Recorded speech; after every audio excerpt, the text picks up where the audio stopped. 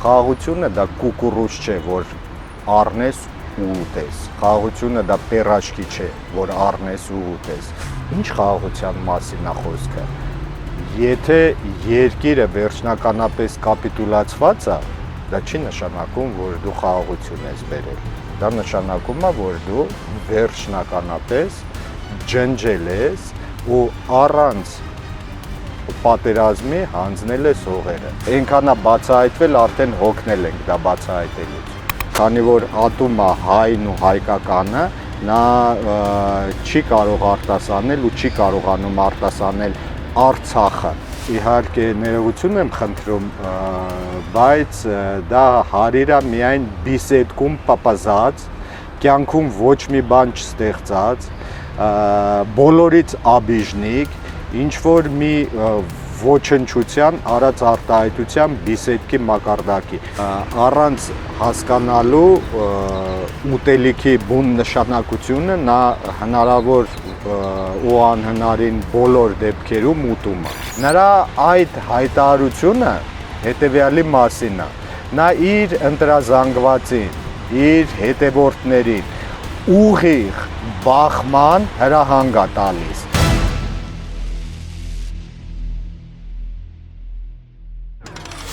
Խաղաղությունը վաստակում են, ոչ թե մուրում։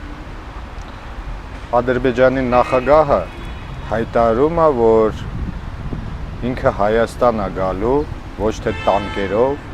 այլ քայլելով ու ավտոների մեջ նստած։ Դա նշանակում է մի բան, որ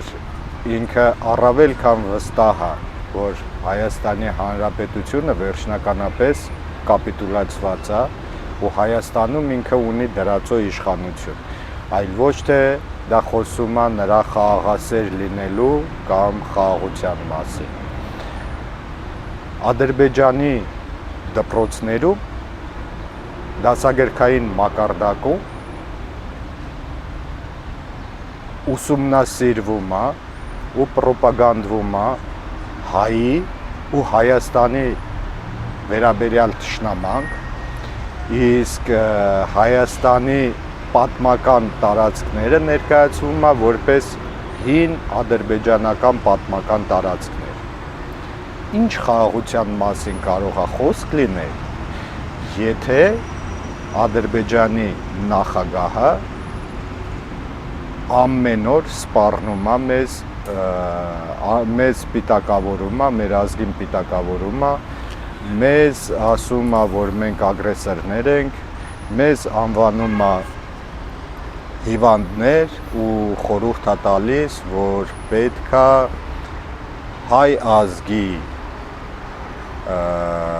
հայ ազգով զբաղվեն հոգեբանները, հոգեբույժները ու բժիշկները։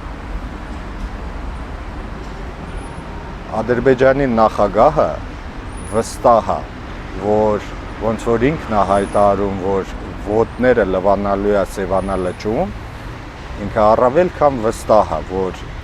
իր ոտները լվանալու պրոցեսը ապահովողներ կան, հանձինս գործող իշխանություններին։ Նրանք կապահովեն նրան ամեն ինչով, որ նա իր ոտքերը լվանա Սևանա լճում ու 300,000 բանակով մտնի Հայաստան։ Մենք ինչ ենք կարողանում նրան հավասար պատասխան տալ։ Այսօրվա պայմաններում բացարձակ ոչինչ։ Այսօրվա իշխանությունը ամեն օր գոռում ու գոչում է, պրոպագանդում է խաղաղություն։ Դա այն խաղաղությունը չէ, ինչի մասին, որ կարելի է բարձրաձայնել։ Խաղաղությունը դա կուկուռուզ չէ, որ առնես ու ուտես։ Խաղաղությունը դա պերաշկի չէ, որ առնես ու ուտես։ Երկրի անվտանգությունը, ժողովրդի անվտանգությունը ու երկիրը հարևանների հետ խաղաղ պահելը, դա նշանակում է մի բան՝ ունենալ հզոր բանակ, ունենալ հզոր տնտեսություն ու հարևանների հետ նույն սեղանին նստել նույն հարթության վրա ու շփվել որպես հավասարը հավասարի։ Ինչ խաղաղության մասին կարող է խոսք լինել, երբ որ երկրի գործող վարչապետը հարցականի տակ է դնում առհասարակ մեր պատմությունը, նա խոշիացնում ու զրոյացնում է մեր հերոս նահատակների մղած պայքարը,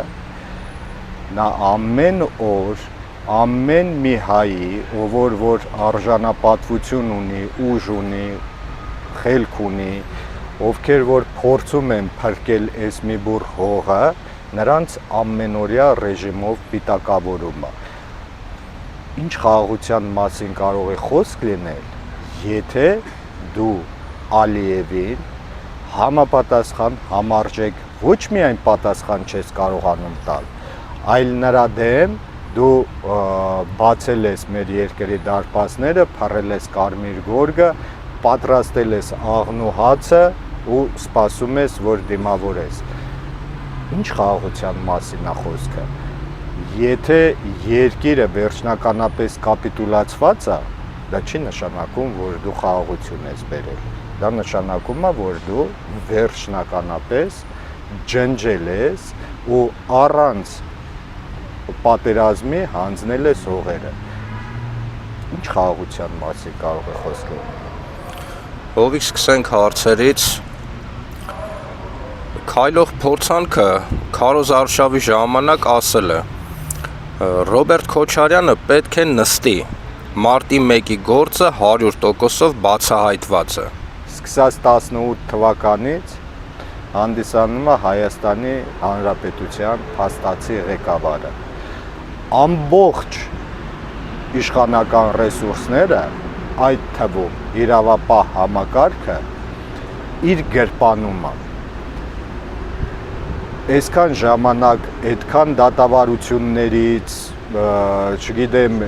հետապնդումներից հետո նա չկարողացավ բացահայտել ու պատժել, բայց Քարոզ Արշավի ժամանակ որպես պոպուլիստ հոխորտում է, որ Ռոբերտ Քոչարյանին կնստացնի, որովհետև այն ընտրազանգվածը, որը որ իր առաջ կանգնած է, նա դրան է սպասում։ Չկա այդպիսի բան, բացահայտված է ու մեղավորները պատժված են, ոչ մեղավորները ազատության մեջ են։ Իսկ մարտի 1-ի առաջին ամենամեծ ու խոշոր մեղավորը ինքն է եղել, հրահարելով բախում երկրում ու իր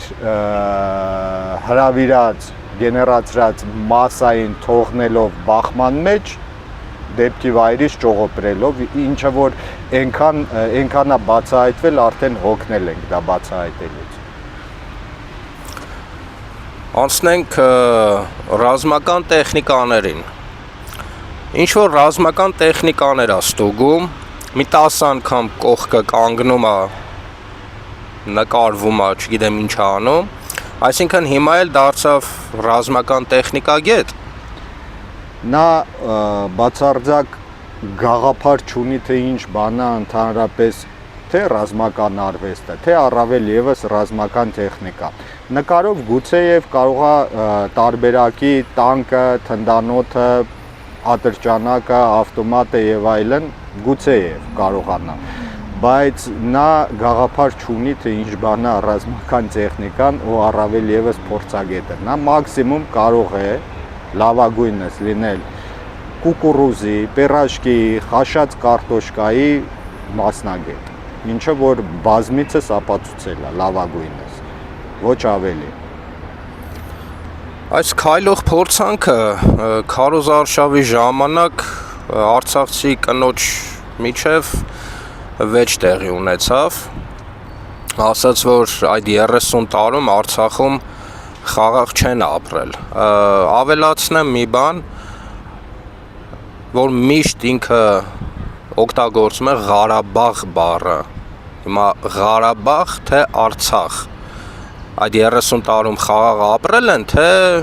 պատերազմներ են ունեցել, կոնֆլիկտներ են ունեցել, բոլոր երկրներում էլ այդ կոնֆլիկտը կա։ Բայց հիմա ինքը ասում է, որ 30 տարում Արցախում խաղաղ չեն ապրել։ Բնականաբար ակնհայտ հերթական ու հազար անգամ ծամծմված ստերի շարանն է։ Իհարկե Արցախյան պատերազմից հետո Արցախը բնականon զարգանում էր, Արցախի բնակչությունը խաղաղ ապրում էր, իսկ ինչ վերաբերվում է սահմանին տեղի ունեցած դեպքերին, իհարկե քանի կոնֆլիկտը վերջնականապես հաղթահարված չէր, քանի դեռ Ադրբեջանը չէր ճանաչել Արցախի անկախությունը, ամբողջ այդ տարիների ընթացքում սահմանային հատվածում ժամանակ առ ժամանակ եղել են բախումներ, բայց դա չի նշանակում, որ Արցախում ապրելով մարդիկ չեն ապրել խաղաղության մեջ, չեն ապրել ու չեն զարգացել, չեն ստեղծել գիտություն, կրթություն, մշակույթ, չի կառուցվել տներ, մանկապարտեզներ, դպրոցներ, հիվանդանոցներ, մշակութային կենտրոններ, դա չի նշանակում, որ Արցախը լավագույն տուրիստական վայրերից մեկը չէր, բաց աղբյուրներից վայրկյանների ընթացքում կարելի է վերցնել ու տեսնել ինֆորմացիա, որ ոչ միայն նա, ոչ միայն նրա կառավարության անդամները շատ 100 հազարավոր մարդիկ շատ հանգիստ գնացել են Արցախ, ապրել են Արցախում, շրջել են, ինչի մասին է խոսքը, Արցախը եղել է խաղաղ զարգացող մեր երկրորդ հայրենիքը, իսկ ինչ վերաբերվում է անվանմանը, բնականաբար նա, քանի որ ատում է հայն ու հայկականը, նա չի կարող արտասանել ու չի կարողանում արտասանել Արցախը, նա սիրում է արտասանել Ղարաբաղը։ Իրոք որ իր հարցազրույցները, ելույթները նայելով չես կարողանում հասկանալ, թե ոնց է ինքը մտածում։ Օրինակ այս մեկը, համբալ բառը տրենդ է դառել։ Մենք Քոչարյանի մասին խոսելիս հենց համբալ բառն ենք օգտագործում։ Սա այնպիսի տպավորություն է, ոնց որ մանկական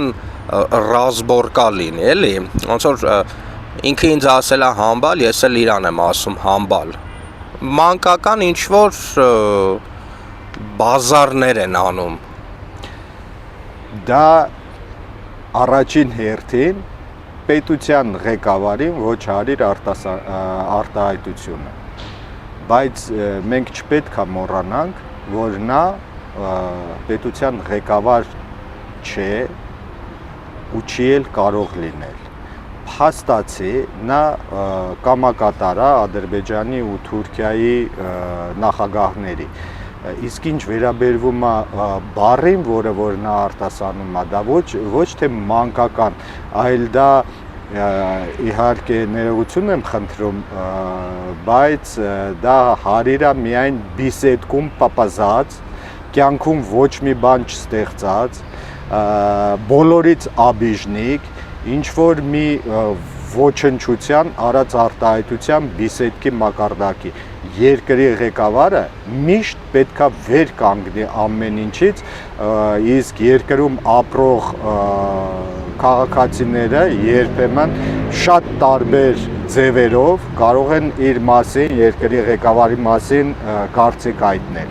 Նախ երկրի ղեկավարը պետքա լինի այնպիսին, որ պիտակավորումները լինեն միայն լավը դրական,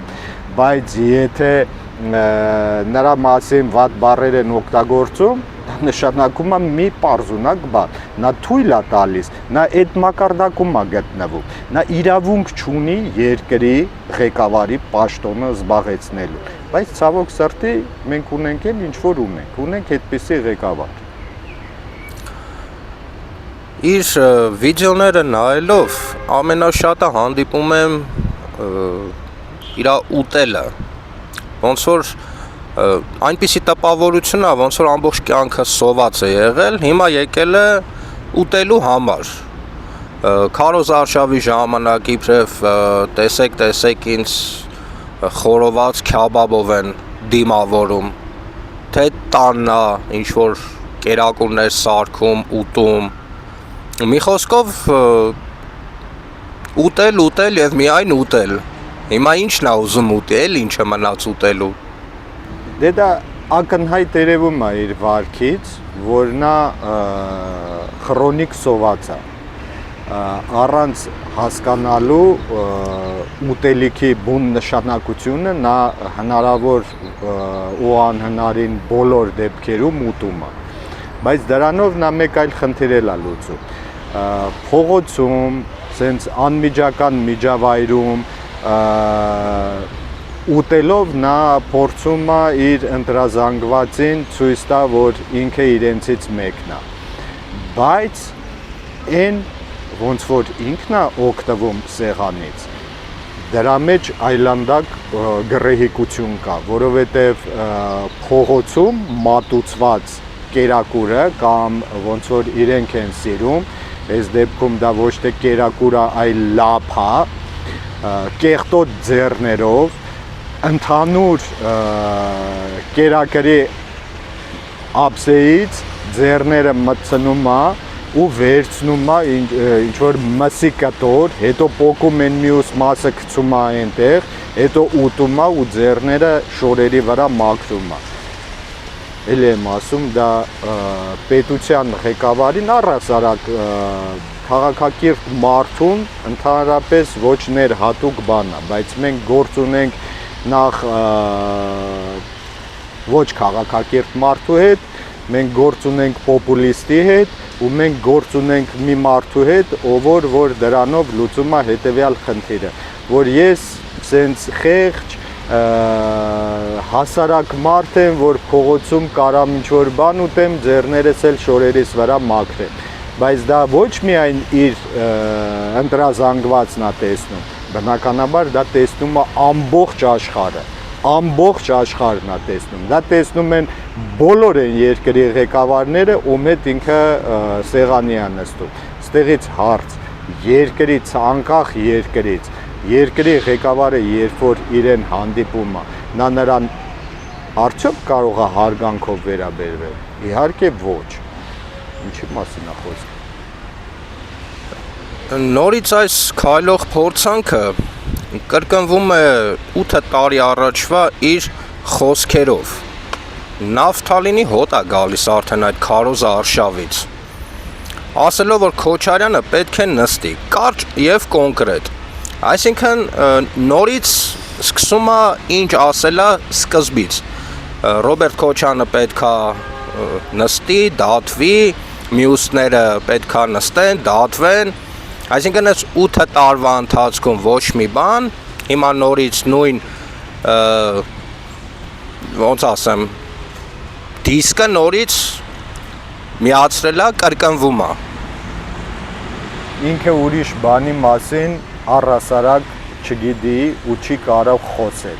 Բնականաբար ինքը չի կարող ասի, որ ես հանցագործ եմ, ժողովուրդ ջան, ու իմ ղեկավարության ժամանակ իրավապահ համակարգը հանցագործությունները կբացահայտի ու ինձ կնստեցնի։ Իր ընտրազանգվածը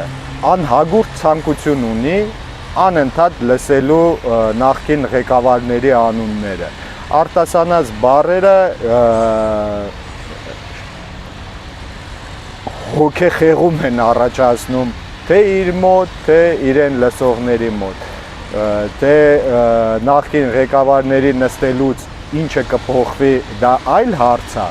բայց այն ինչ ունենք հիմա ու ինչ կունենանք հետո, դրա մասին է պետք խոսել, կարճ, կոնկրետ։ Ինքը պետքա ասի ու խոստովանի, որ ինքը հանձնել է Արցախը, որ ինքը գիտակցաբար սպանել է մի ամբողջ սերուն, որ ինքը վերջնականապես կապիտուլացրել է Հայաստանը, որ ինքը պատրաստ է Հայաստանի դարպասները բացի Ալիևին 300,000 հոգանոց բանակով աղ ու հացով դիմավորի Հայաստանի Հանրապետությունում։ Ինքը պետք է խոստովանի, որ ինքը վերացնելու է վերջնականապես հայազգնել, Հայաստաննել ամեն հայկական։ Դրա մասին պետք է ինքը խոսի, ուրիշ բանի մասին չպետք է խոսի։ Իր ելույթներից մեկում ասել է. հարցը այն է մեղրին տալու են, թե չեն տալու, այլ ով է տալու։ Մեղրին խաղաղության խաչմերուկի սիրտն ու հոգին է։ Հիմա հասկացանք, տալու են, թե չեն տալու։ Այսինքն ինքը շեշտեց, ով է տալու։ Հիմա ինքը տարածքը չի տալիս, իր ասելով, իր խոսքերով, բայց խաղաղության խաչմերուկը, այդ խաղաղության խաչմերուկը ո՞րն է։ Ինքն իր ամբողջ կարիերայի ընթացքում կոկորդը ճղելով ամեն օր մեղադրում էր Հայաստանի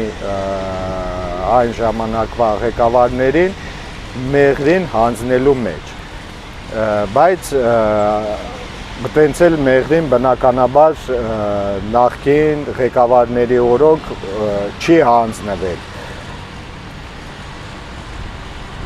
բայց այսօր ինքը լինելով ղեկավար,